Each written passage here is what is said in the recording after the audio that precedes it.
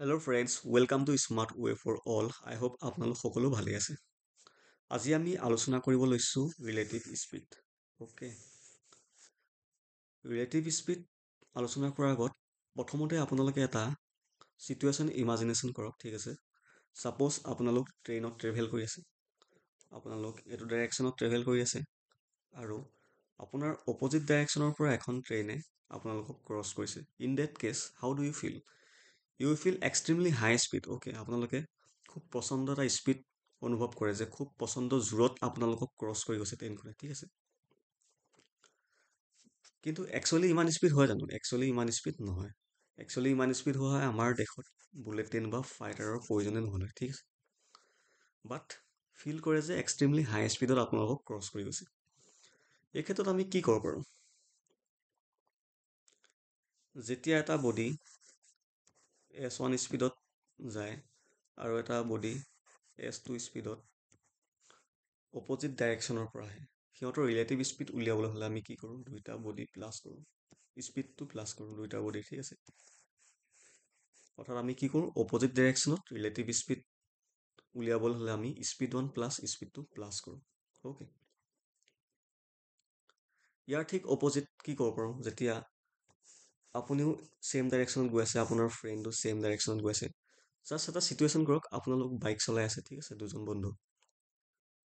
এই ক্ষেত্ৰত আপোনালোকে একদম জিৰ' স্পীড ফিল কৰে নে নাই? দুইজন ছেইম স্পীডত বাইক চলাই আছে, ধৰক কথা পাতি পাতি গৈ আছে, ইজনে সিজনক টাচ কৰিব পাৰে, ইজনে সিজনৰ চাট চাব পাৰে, মেছেজ পঢ়িব পাৰে, দেখাই দেখাই গৈ আছে, ফটো দেখাই গৈ আছে, ঠিক আছে। এই ক্ষেত্ৰত আপোনালোকে স্পীডটো একদম জিৰ' ফিল কৰে, কিন্তু জিৰ'তটো যোৱা নাই, আপোনালোকতো এটা স্পীডত গৈ আছে ন, বাট ইউ ফিল জিৰ'। এই ক্ষেত্ৰত আমি কি কৰিব পাৰোঁ? যেতিয়া এটা বডি S1 স্পীডত গৈ আছে আৰু এটা বডি S2 স্পীডত ছেইম ডাইৰেকশ্যন গৈ আছে, তেতিয়া আমি ৰিলেটিভ স্পীড উলিয়াবলৈ হ'লে S1 মাইনাছ S2 কৰোঁ, ঠিক আছে। স্পীড 1 মাইনাছ স্পীড 2, অৰ্থাৎ মাইনাছ কৰোঁ। অ'কে, জাষ্ট এক্সাম্পল লওক এটা। আপুনি এইখিনিৰ পৰা ষ্টাৰ্ট কৰিছে 50 কিলোমিটাৰ পাৰ আৱাৰ স্পীডত, ঠিক আছে। আপোনাৰ ফ্ৰেণ্ড এইখিনিৰ পৰা ষ্টাৰ্ট কৰিছে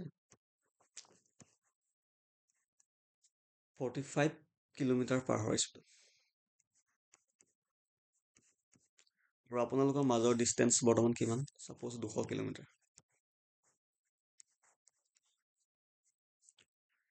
এতিয়া আফটাৰ 1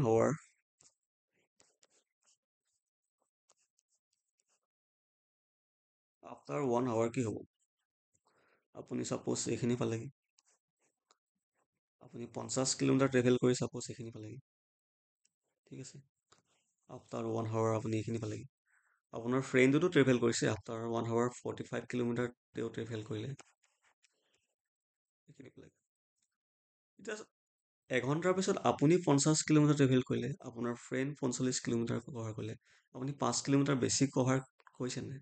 অৰ্থাৎ আপোনালোকৰ ডিষ্টেঞ্চ প্ৰথমতে 200 কিলোমিটাৰ আছিলে, এতিয়া কিমান হৈ গ'ল? 195 কিলোমিটাৰ, 5 কিলোমিটাৰ কমি গ'ল, ঠিক আছে। কিয়নো আপুনি 5 কিলোমিটাৰ বেছি ট্ৰেভেল কৰিছে এঘণ্টাত। ঠিক তাৰ নেক্সট 1 আৱাৰত কিমান হ'ব? আকৌ 5 কিলোমিটাৰ কমিব, আপোনালোকৰ ডিষ্টেঞ্চ, মাজৰ ডিষ্টেঞ্চ কিমান হ'ব? 190। তাৰ নেক্সট 1 আৱাৰত আকৌ 5 কিলোমিটাৰ কমিব, 185 কিলোমিটাৰ হ'ব, এনেকৈ গৈ থাকিব, এটা টাইমত জিৰ' হৈ যাব। অৰ্থাৎ আমি কি কৰিব পাৰোঁ?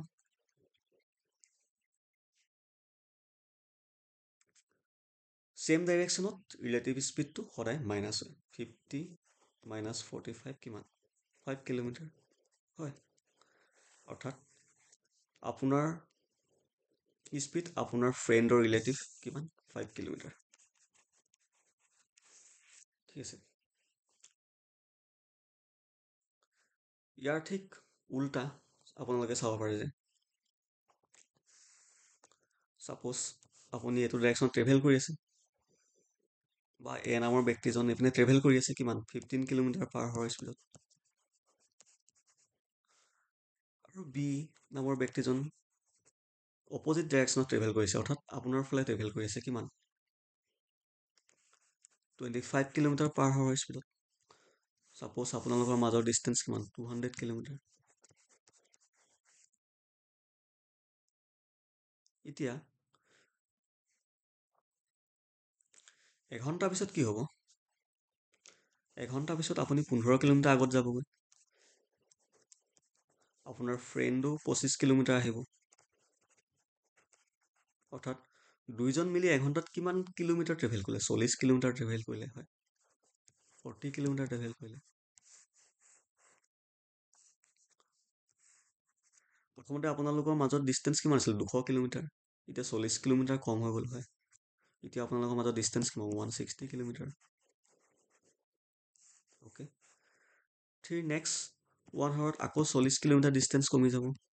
আপোনালোকৰ মাজত ডিষ্টেঞ্চ কিমান হৈ যাব? 120 কিলোমিটাৰ। তেনেকৈ তেনেকৈ আহি এটা টাইমত কিমান হৈ যাব? আপোনালোকৰ মাজৰ ডিষ্টেঞ্চ কিমান? 0 হৈ যাব নাই? অৰ্থাৎ পূৰা ডিষ্টেঞ্চ কভাৰ কৰি দিব। কিমান ঘণ্টাৰ মূৰত কভাৰ কৰিব? টোটেল ডিষ্টেঞ্চ আমি কিমান? টাইমটো উলিয়াবলৈ হ'লে টোটেল ডিষ্টেঞ্চ 200 কিলোমিটাৰ আৰু ৰিলেটিভ স্পীড কিমান? ছেম ডাইৰেকশ্যন আমি প্লাছ কৰোঁ ন, কাৰণ ফ্ৰেণ্ডো 15 কিলোমিটাৰ 25 কিলোমিটাৰ আগত আহিছে, আপুনিও 15 কিলোমিটাৰ গৈছে, ঠিক আছে, দুইজন মিলি 40 কিলোমিটাৰকৈ কম কৰি গৈছে, হয় নে নাই? আফটাৰ 5 আৱাৰ আপোনালোকৰ মাজৰ ডিষ্টেঞ্চ 0 হৈ যাব, ঠিক আছে। বা এনেকৈও চাব পাৰে, প্ৰথমতে 200 কিলোমিটাৰ আছিলে, নেক্সট ঘণ্টাত 40 কিলোমিটাৰ হওঁতে 160 কিলোমিটাৰ হ'ল, নেক্সট ঘণ্টাত কিমান হ'ল? 120 কিলোমিটাৰ হ'ল, নেক্সট ঘণ্টাত কিমান হ'ব? 80 কিলোমিটাৰ হ'ব। 3 ঘণ্টা গ'ল, নেক্সট ঘণ্টাত কিমান হ'ব? 40 কিলোমিটাৰ হ'ব, নেক্সট ঘণ্টাত কিমান? 0। 5 ঘণ্টা, ঠিক আছে। এইটো হৈছে ৰিলেটিভ স্পীডৰ কনচেপ্ট। অ'কে, ছেম ডাইৰেকশ্যনত আমি কি কৰোঁ? প্লাছ কৰোঁ, অপজিট ডাইৰেকশ্যনত প্লাছ কৰোঁ আৰু ছেম ডাইৰেকশ্যনত কি? মাইনাছ কৰোঁ। অ'কে।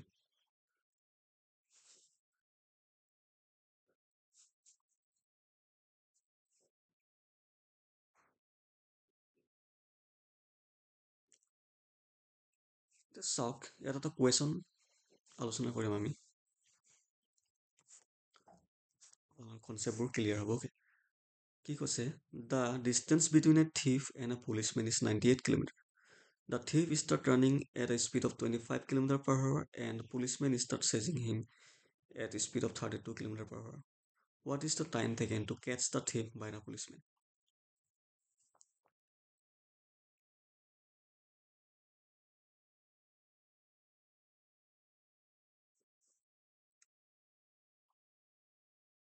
অৰ্থাৎ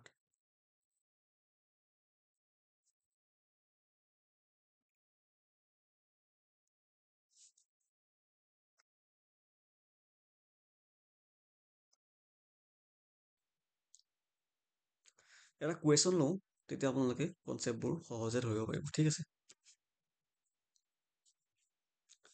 এনেকুৱা কুৱেশ্যন কেতিয়াবা আপোনালোকে এক্সামত দেখাব। ছাপ'জ কি কৈছে? The distance between a thief and a policemen is 98 kilometre. এজন চোৰ আৰু এজন পুলিচৰ মাজত দূৰত্ব 98 কিলোমিটাৰ বুলি কৈছে। পুলিচমেনটো এজন পুলিচমেন আৰু এজন কি? Thief. The thief start running at a speed of 25 kilometre per hour. অৰ্থাৎ যেতিয়াই চোৰে পুলিচজনক দেখিলে তেতিয়া চোৰজন পলালে। কিমান কিলোমিটাৰ স্পীডত দৌৰিছে? 25 কিলোমিটাৰ পাৰ আৱাৰ স্পীডত দৌৰিছে। আৰু policemen start chasing him at speed 32 kilometre per hour. আৰু পুলিচমেনজনে চোৰজনক খেদি গৈছে কিমান স্পীডত? 32 কিলোমিটাৰ পাৰ আৱাৰ স্পীডত। এতিয়া সুধিছে, what is the time taken to catch the thief by the policemen? কিমান সময়ৰ পিছত পুলিচজনে চোৰজনক কেটচ কৰিব, ধৰিব, ঠিক আছে। Simple question. আমি টাইম উলিয়াবলৈ হ'লে কি কৰোঁ? ডিষ্টেঞ্চ আপন স্পীড। ডিষ্টেঞ্চ কিমান? 98 কিলোমিটাৰ। ৰিলেটিভ স্পীড কি হ'ব? পুলিচজনো এইটো ডাইৰেকশ্যনত গৈ আছে, চোৰজনো এইটো ডাইৰেকশ্যনত গৈ আছে, অৰ্থাৎ ছেম ডাইৰেকশ্যনত আমি কি কৈছিলোঁ? মাইনাছ হ'ব। 32 মাইনাছ 25 কিমান? 7। কৰি দিয়ক। 7 এগুণ 7, 7 4 গুণ 28। অৰ্থাৎ 14 ঘণ্টাৰ পিছত পুলিচজনে চোৰজনক ধৰিব। এইটো হৈছে ফৰ্মুলা বেছ। আপোনালোকে ইয়াৰ মেইন কনচেপ্টটো কি সেইটো বুজক, ঠিক আছে।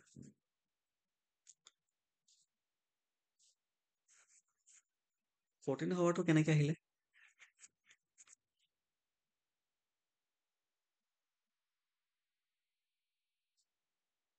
এতিয়া পুলিচমেনৰ স্পীড কিমান? 32 কিলোমিটাৰ পাৰ আৱাৰ, আৰু চুৰজনৰ স্পীড কিমান? 25 কিলোমিটাৰ পাৰ আৱাৰ। অ'কে। দুইজনৰ মাজত ডিষ্টেঞ্চ কিমান? 98 কিলোমিটাৰ। ঠিক আছে। এতিয়া এঘণ্টাৰ পিছত কি হ'ব এইটো চাওক। এঘণ্টাৰ পিছত চুৰজন 25 কিলোমিটাৰ আগবাঢ়ি যাব। ডিষ্টেঞ্চটো কিমান হৈ গ'ল এতিয়া? 98 কিলোমিটাৰ প্ৰথম আছিলে। 98 প্লাছ 25। হয়। 98 প্লাছ 25 কিমান হৈ গ'ল?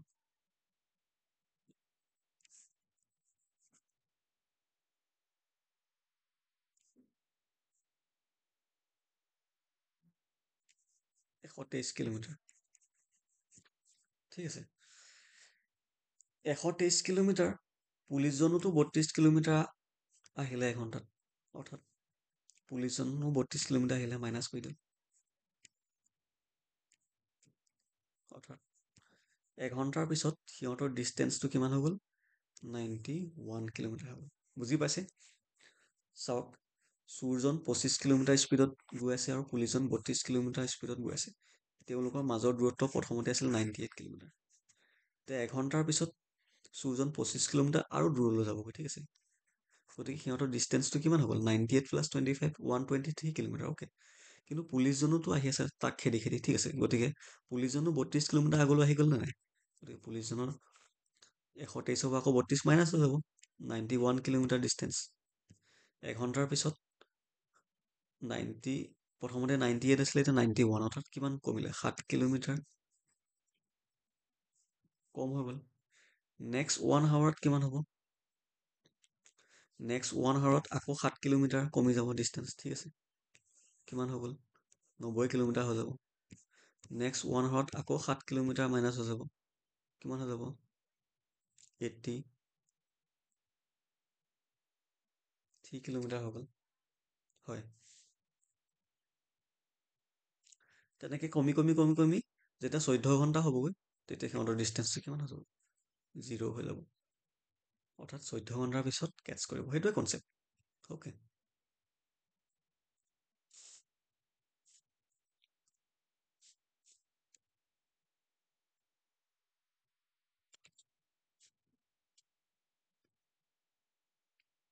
ইয়াৰ ঠিক উল্টা। ছাপ'জ এটা এক্সাম্পল লওক। আপোনাৰ ফ্ৰেণ্ড ৰাজু আৰু আপুনি ছাপ'জ অপজিট ডাইৰেকশ্যনত আহি আছে, অৰ্থাৎ ইজনে সিজনৰ পিনে আহি আছে। ঠিক আছে। দুইজনৰ মাজত দূৰত্ব প্ৰথম কিমান আছে? 90 কিলোমিটাৰ। 90 kilometre distance.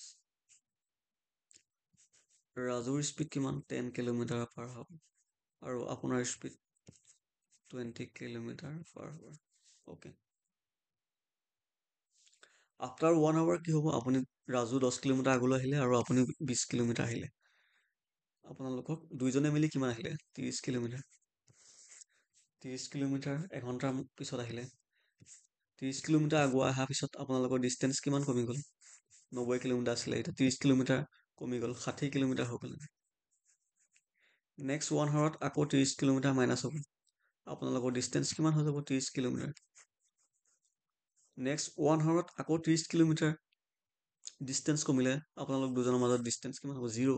লগ পাই গ'ল। ঠিক আছে। সেইটোকে আমি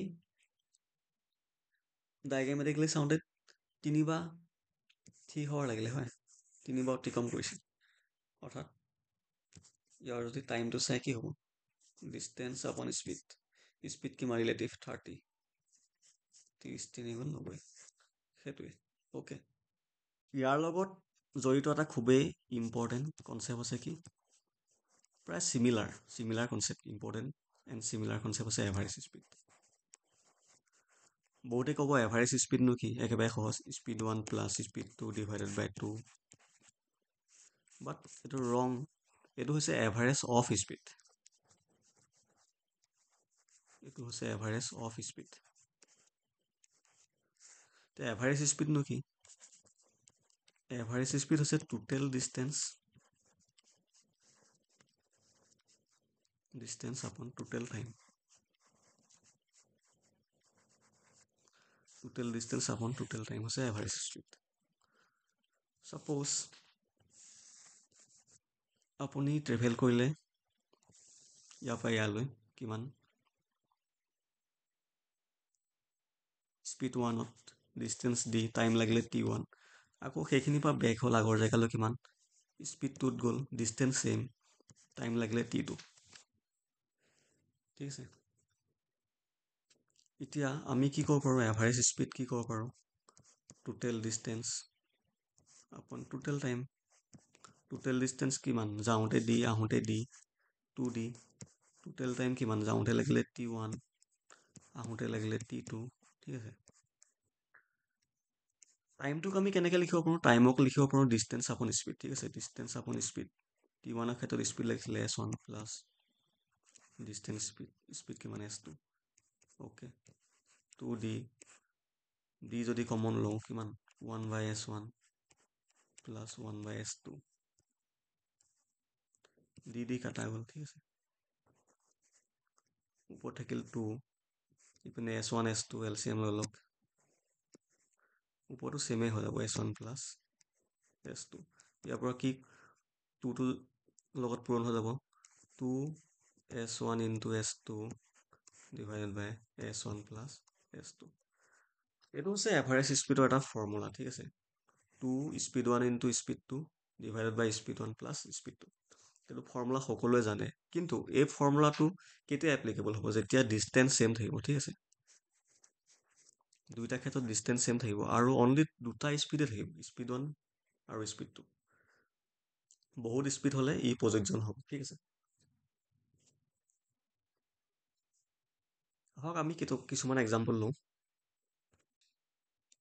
A person travels from A to B at a speed of 70 km/h. এজন পাৰ্চন এ পৰা বি লৈ ট্ৰেভেল কৰিছে at a speed of 70 km/h। ঠিক আছে, and returns to A, আকৌ A লৈ ৰিটাৰ্ণ কৰিলে by decreasing his speed 42.85% of earlier speed। ঠিক আছে, what is the average speed for both the trips? এতিয়া চাওক, ইয়াত স্পীড এভাৰেজ স্পীড বুলি ক'লে কি পাইছিলোঁ আমি, 2 speed 1 speed 2 speed 1 plus speed 2। ইয়াত স্পীড 1 পাই আছে কিমান, 70 km/h। স্পীড 2 কিমান, 42.85% অফ আৰ্লিয়াৰ স্পীড। 42.85% কিমান জানিব লাগিব, আমি কিমান জানো, 1/7 কিমান, 14.28%। হয়, 1/7 মানে সকলোৱে জানে 14.28%। ইয়াৰ 3 গুণ, 1/7ৰ 3 গুণ অৰ্থাৎ কিমান, 3/7। ইয়াৰ 3 গুণ কিমান হৈ যাব, 42.85%, অৰ্থাৎ 3/7। অ'কে,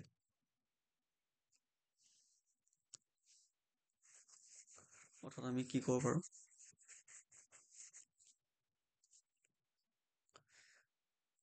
70 কিলোমিটাৰ স্পীডত গ'ল আৰু ঘূৰি আহোঁতে কিমান ডিক্ৰিজ কৰিলে, 3/7 ডিক্ৰিজ কৰিলে অফ আৰ্লিয়াৰ স্পীড। এই ক্ষেত্ৰত মন কৰিব, ৰিটাৰ্ণ কৰিছে তেওঁ বাই ডিক্ৰিজিং হিজ স্পীড 2 লিখিছে। ঠিক আছে, 2 42.85%, অৰ্থাৎ 70 42.85% কিমান, 42.85% মানে আমি জানো 3/10, 7 দুগুণ 70, 30 km/h, অৰ্থাৎ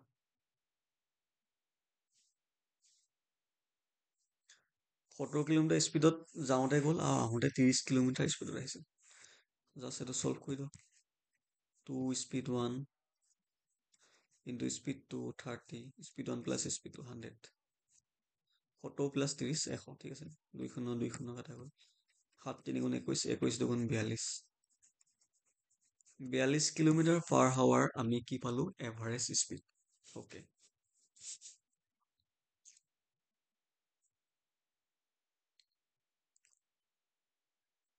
কিন্তু আপোনালোকে যদি ফৰ্মুলা পাহৰি যায় কেতিয়াবা, বা স্পীড ইয়াত তিনিটা চাৰিটা থাকিব পাৰে কেতিয়াবা, ঠিক আছে?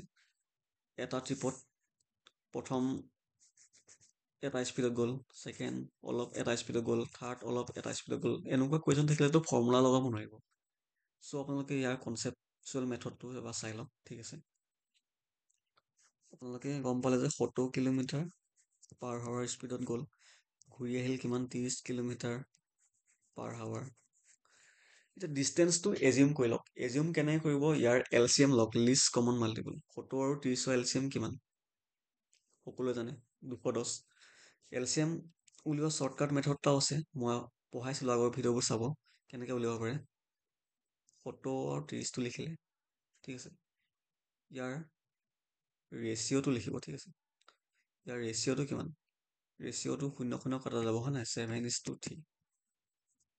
এতিয়া ক্ৰছ মাল্টিপ্লাই কৰি দিব পাৰে। 30ক 7 কৰিলেও একে পাব, বা 70ক 3 কৰিলেও একে পাব। কিমান? 70 × 3, 210 কিলোমিটাৰ। অ'কে। ইয়াৰ এলচিএম কিমান? 210 কিলোমিটাৰ।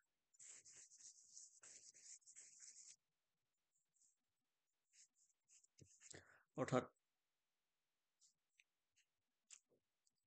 210 কিলোমিটাৰ যাওঁতেও ট্ৰেভেল কৰিলে, আহোঁতেও ট্ৰেভেল কৰিলে, ঠিক আছে?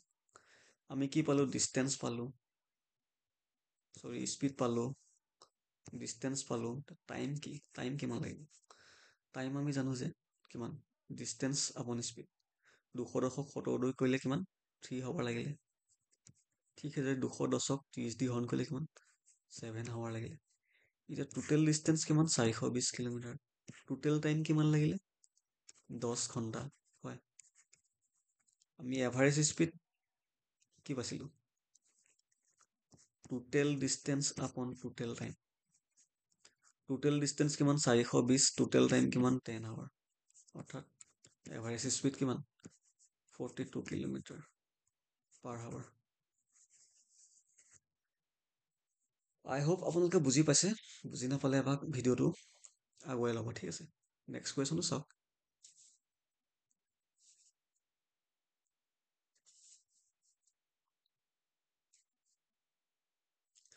Varun covered his journey to Guwahati in 3 different speeds. এইটো গম পালে, তিনিটা ডিফাৰেণ্ট স্পীডত কভাৰ কৰিছে। ইন 3 ইকুৱেল পাৰ্টছ, এটা স্পীড ইকুৱেল পাৰ্টছ। প্ৰথম ছাপ'জ 30 কিলোমিটাৰ, প্ৰথম 10 কিলোমিটাৰ 15 কিলোমিটাৰ পাৰ আৱাৰ স্পীডত গ'ল, second 10 kilometre 12 kilometre per hour স্পীডত গ'ল, third 10 kilometre 20 kilometre per hour স্পীডত গ'ল। অৰ্থাৎ তিনিটা ডিফাৰেণ্ট স্পীডত ট্ৰেভেল কৰিছে। Calculate the average speed. Okay. এতিয়া 15 কিলোমিটাৰ, 12 কিলোমিটাৰ, 20 কিলোমিটাৰ। ডিষ্টেঞ্চটো এজিউম কৰি লওক, এলচিএম ল'ব। 15, 12, 20ৰ এলচিএম 60 কিলোমিটাৰ, সকলোৱে জানে। আৰু যদিও নোৱাৰে পটককৈ উলিয়াই ল'ব। আমি কেনেকৈ উলিয়াই ল'ব পাৰোঁ? কিছুমান ডাঙৰ সংখ্যা হ'লে 15, 12, ইয়াৰ ৰেচিঅ' কিমান? 3 5 গুণ 15, 3 4 গুণ 12, ঠিক আছে? 15 4 গুণো 60, 5 12 গুণ 60, 60। এলচিএম পালে 60 কিলোমিটাৰ। ইপিনে আকৌ 60 কিলোমিটাৰ আহিছে, ইয়াৰ এলচিএম 60 পালে, ঠিক আছে? আকৌ 60ক আৰু 20 কৰিব লাগে। 60 আৰু 20ৰ এলচিএমো কিমান? 60 হ'ব অভিয়াছলি। 60 আৰু 20 ৰেচিঅ' কিমান? 6:2।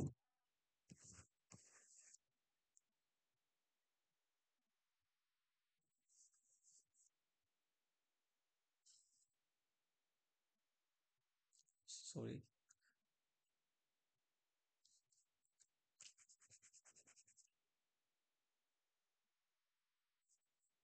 3:1। ইয়াৰ ৰেচিঅ' কিমান? 3:1 হৈ যাব। 60 গুণ 60, 20 3 গুণ 60। অৰ্থাৎ আপোনালোকে কি গম পালে?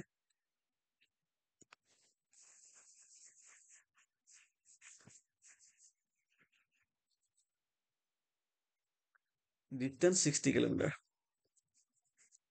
অ'কে।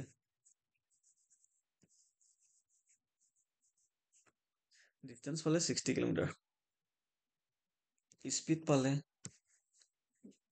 ডিষ্টেঞ্চ পালে এতিয়া টাইমটো কেনেকৈ লাগিব ডিষ্টেঞ্চ আপুনি স্পীড হৰণ কৰি দিয়ক 15 4 গুণ 60 4 হাৱাৰ 12 5 গুণ 60 5 হাৱাৰ 20 3 গুণ 60 3 হাৱাৰ এতিয়া এভাৰেজ স্পীড আমি কি পাইছিলোঁ টোটেল ডিষ্টেঞ্চ কিমান 6 3 গুণ 18 180 কিলোমিটাৰ টোটেল টাইম কিমান 5 4 9 10 11 12 hour average speed total distance 180 kilometre আৰু টোটেল টাইম 12 হাৱাৰ কিমান 15 kilometre per hour okay next question চাওক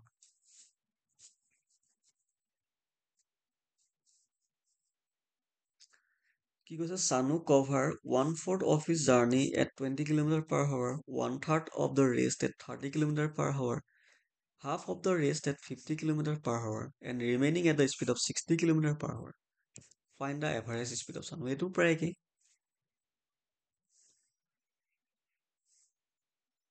Suppose total distance 4 কিলোমিটাৰ আমি ধৰি ল'লো এনে প্ৰথম 1/4 of his journey অৰ্থাৎ 4 ভাগৰ এভাগ 1 কিলোমিটাৰ কিমানত কভাৰ কৰে 20 kilometre per হাৱাৰ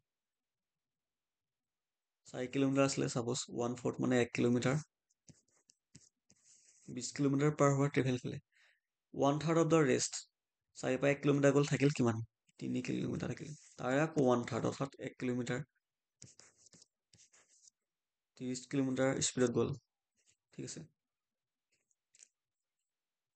half of the rest থাকিল 2 কিলোমিটাৰ তাৰে আকৌ আধা মানে 1 কিলোমিটাৰ 50 কিলোমিটাৰত গ'ল ৰিমেইনিং থাকিল কিমান 1 কিলোমিটাৰ 60 কিলোমিটাৰ স্পীডত গ'ল অৰ্থাৎ ইকুৱেল ডিষ্টেঞ্চত গৈ আছে ঠিক আছে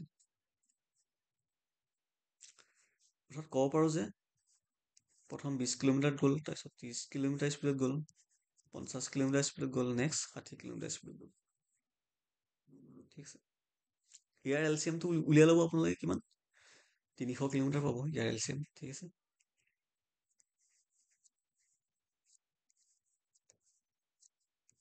300 কিলোমিটাৰটো ট্ৰেভেল কৰিছে অৰ্থাৎ এভাৰেজ স্পীড আমি কি পাইছিলোঁ টোটেল ডিষ্টেঞ্চ কিমান 300 300 3 4 গুণ 1200 আৰু টোটেল টাইম হৰণ কৰক স্পীড ডিষ্টেঞ্চ টাইম কি জানো আমি ডিষ্টেঞ্চ আপন স্পীড 300 20 দি হৰণ কৰিলে কিমান পাব 15 ঘণ্টা 330 দি হৰণ কৰিলে 10 ঘণ্টা 350 হৰণ কৰিলে কিমান 6 ঘণ্টা 360 হৰণ কৰিলে পাব 5 ঘণ্টা অৰ্থাৎ